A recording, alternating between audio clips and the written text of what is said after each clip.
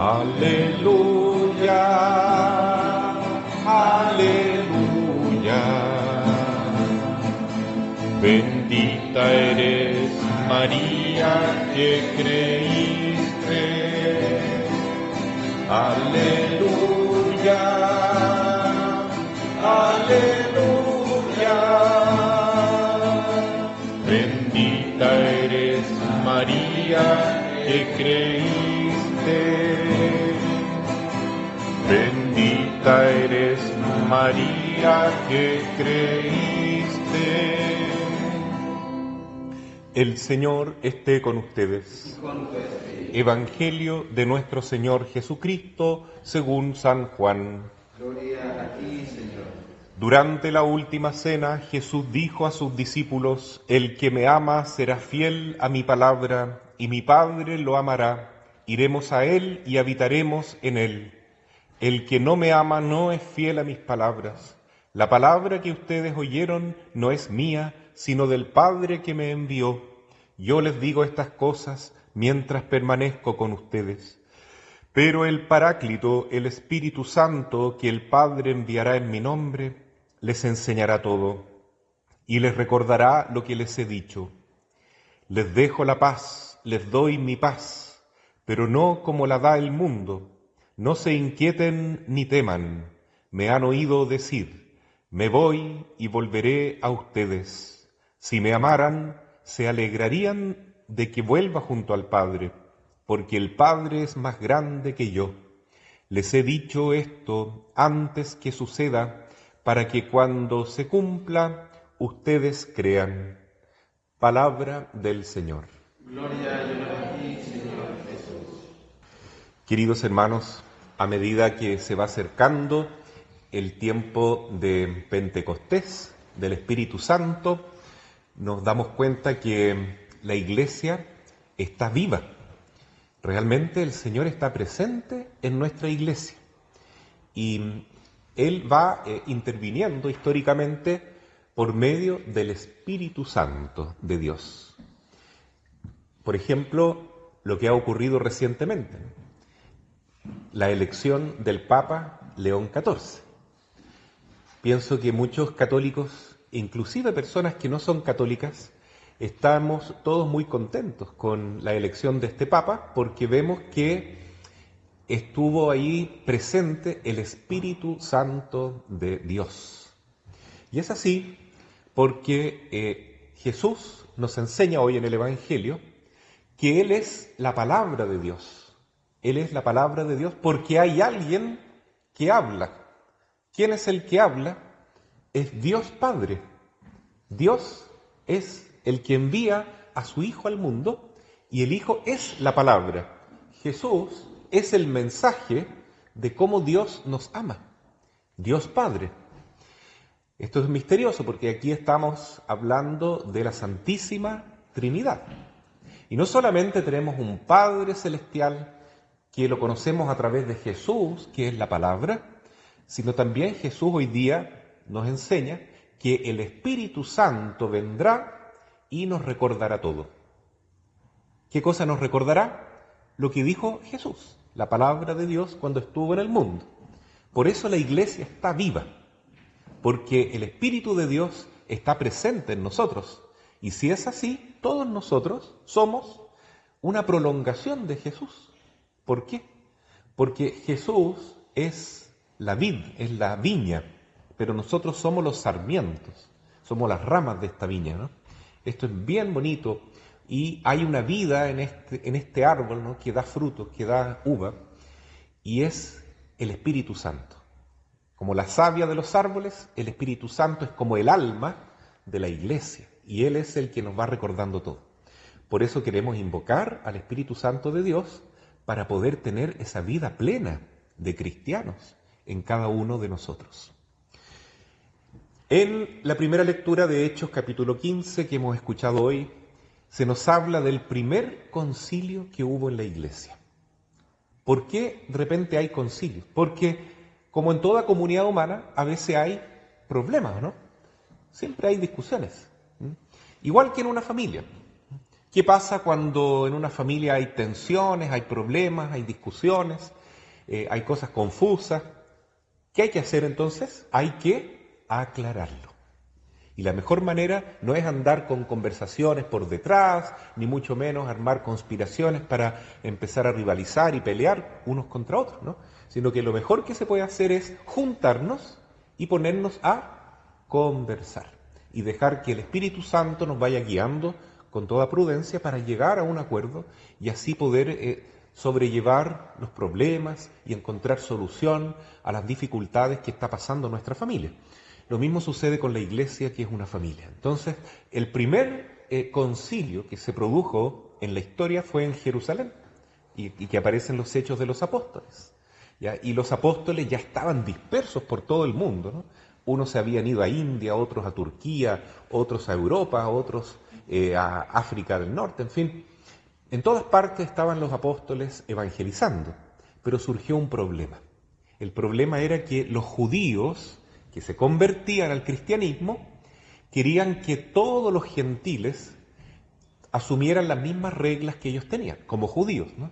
Y los judíos tenían un montón de leyes, un montón de reglas. Entonces ahí surgió esa pregunta. Algunos decían, bueno, para ser cristianos, por ejemplo, los hombres tienen que circuncidarse o no. Las mujeres tienen que hacer las mismas cosas que las mujeres judías. ¿Ya? Por ejemplo, una mujer judía que tenía un hijo, después de 40 días tenía que ir a purificarse en el templo, ¿no? Y tenía que entrar a una piscina, ¿no es cierto?, y lavarse ahí, purificarse, porque según los judíos quedaba impura por la sangre del nacimiento de su hijo, ¿no? Entonces eran costumbres que tenían los judíos, ¿no? Y, por ejemplo, también cuando iban al mercado, eso lo sabemos por el Evangelio, cuando volvían a la casa tenían que lavarse las manos 7 veces, ¿no? Entonces algunos cristianos conversos decían, ¿por qué me voy a tener que lavar 7 veces si yo con una vez me lavo bien las manos, ¿no? Entonces esa era la discusión. ¿Los que se convierten tienen que convertirse en judíos o solamente en cristianos? ¿Y qué opinan ustedes? ¿Qué fue la decisión que tomó el grupo de los apóstoles que se reunieron ahí, ¿no es cierto? Igual que los obispos que se reúnen en un concilio, como el último que hubo en Vaticano II. Entonces ellos se reunieron y llegaron a una decisión. Dijeron, lo único que le vamos a pedir a los conversos que son gentiles, o sea, paganos, no judíos, es que no coman sangre de animales que han sido degollados, ¿no? Porque los judíos pensaban que la sangre era donde estaba el alma del animal, entonces no era bueno tomar la sangre viva, ¿no? Bueno, yo creo que nadie toma sangre así nomás, ¿no es cierto? Porque nadie tiene gusto para comer eso, ¿ah? Una vez conocí a un señor que degolló una oveja y se comió el ñache inmediatamente y le puso un poco de limón, de perejil y más encima estaba en el patio de la parroquia y le dio un ataque al corazón, ¿no? Es que se comió casi todo el ñache solo. Entonces, por eso también la palabra de Dios tiene sabiduría, ¿no? Nos dice, no es bueno comerse la sangre así nomás. Tal vez un poquitito puede ser, pero no tanto. Después, otra obligación que hubo en el primer concilio fue no comer carne que era sacrificada a los ídolos, es decir, a los demonios, ¿ya? Y eso entronca con una costumbre que ha habido siempre en todas las épocas, que es la magia, el ocultismo, el esoterismo. ¿Cómo se traduce esa orden para hoy? Bueno, si somos cristianos, no podemos andar corriendo detrás del horóscopo, detrás del tarot, detrás de un adivino, ¿no es cierto? Es obvio, ¿no? Es lógico que uno no puede meterse con magia, con brujería, y al mismo tiempo venir acá a golpearnos el pecho, como se dice, ¿no es cierto? Y decir, soy cristiano. O somos una cosa, o somos la otra. O servimos a Dios, o servimos a Satanás. Pero no podemos estar sentados en dos sillas. Eso quedó claro ya en el primer concilio. Y vale para judíos y vale para gentiles, es decir, no judíos como nosotros. Bueno, y otra orden que hubo también muy importante dentro de esto, junto, ¿no es cierto?, con la abstención de la carne inmolada a los ídolos, era que no hubiese uniones ilegítimas entre parientes, ¿no? Que no se cometiera incesto. Por ejemplo, los hijos no podían casarse con los padres, preferentemente tampoco con los tíos, ni con los primos. Bueno, nos parece bastante obvio eso, ¿no es cierto? Pero en esa época, no, los paganos hacían eso, se juntaban parientes unos con otros, ¿ah? Entonces eso también lo prohibieron. Bueno, lo que importa, queridos hermanos, es que el Espíritu Santo va hablando a través de la historia, ¿no? Y a través de los concilios, y a través de los papas, y a través de los obispos, y por eso debemos ser fieles nosotros a lo que enseña la Santa Iglesia. Esto que pasó en el primer concilio es interesante porque los judíos querían prevalecer sobre los cristianos. Y parece que Jesús quería darle el poder de la Iglesia a los paganos durante un tiempo muy grande. ¿Por qué será que el poder de la Iglesia cayó en manos de los paganos, es decir, de los romanos, de los griegos, de los españoles, de los franceses, de los ingleses, de nosotros mismos, ¿ya? De todos los que no son judíos? Y los judíos quedaron fuera de la Iglesia. Qué extraño, ¿no? ¿Por qué habrá pasado eso? La razón es porque Jesús, cuando vino a los suyos, dice San Juan en el prólogo de su Evangelio, no lo recibieron los suyos, lo rechazaron. Él vino como la luz para iluminar al mundo y los judíos de aquella época se transformaron en tiniebla y crucificaron a Jesús, lo rechazaron. Y fíjense que hasta el día de hoy no lo aceptan como Mesías. Son el único pueblo de la tierra que están totalmente negados a aceptar a Jesús. Inclusive hasta los chinos tienen cristianos que están ahí, ¿no es cierto?, en la clandestinidad, pero son cristianos. En cambio, los judíos, que son el pueblo de Jesús, misteriosamente hasta hoy rechazan a Jesús, no lo aceptan como Mesías. Sin embargo, el Espíritu Santo habló a través de San Pablo. Yo les invito a que ustedes lean la carta de San Pablo a los romanos en el capítulo 11. ¿Qué es lo que dice San Pablo en la carta a los romanos? Le dice a los romanos, pero los romanos somos todos nosotros, todos los paganos, digamos, los no judíos. Nos dice, cuidado, no se crean mucho.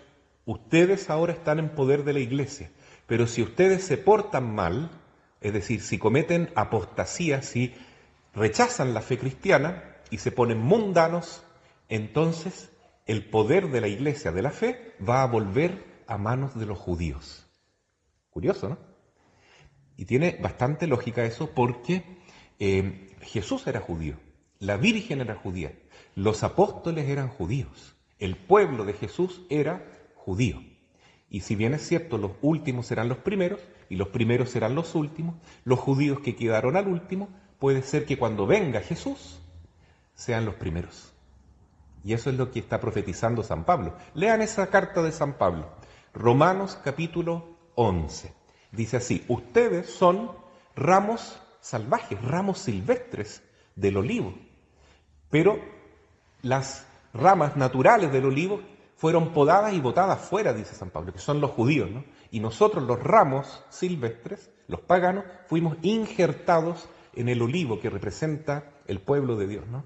Injertados y somos la verdadera iglesia. Pero el día que nos portemos mal, que tengamos apostasía, es decir, que renunciemos a nuestra fe, supongamos que viniera un montón de cristianos, laicos, sacerdotes, obispos, quién sabe hasta cardenales, y empiezan a enseñar cosas contrarias a la fe, ¿ya? Y formen una iglesia completamente distinta de lo que enseñó Jesús. Entonces, ese día, ¿qué va a ocurrir? Cuando haya apostasía, la fe va a volver a los judíos, y los judíos se van a convertir. Y el último signo antes de la venida del Señor, ¿cuál es?